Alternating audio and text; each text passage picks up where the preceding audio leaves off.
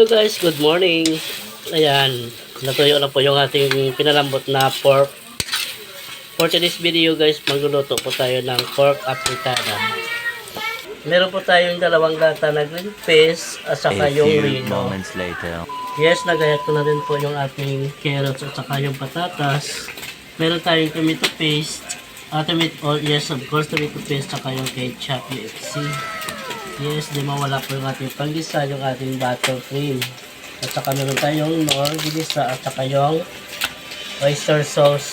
Nakagarig na rin po yun guys ang ating bawang at saka sibuyas. Meron din tayong onion rings. Yun po, nakaready na po. Kaya, wait lang guys ha. Ito na po ang ating pork. Natuyo na po siya. Ilagay ko na po yung ating butter.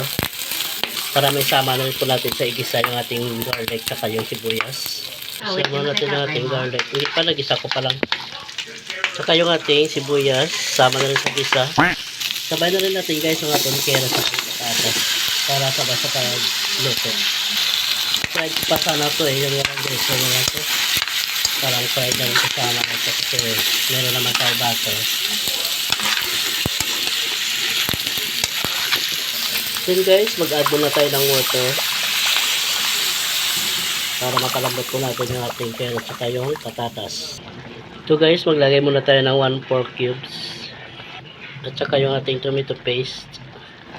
Hatiin ko na po ito guys kasi marami. Haluin muna natin. Ayan. After this, ilagay ko na po yung ating green peas. Dalawang lata na green peas guys. Ayan.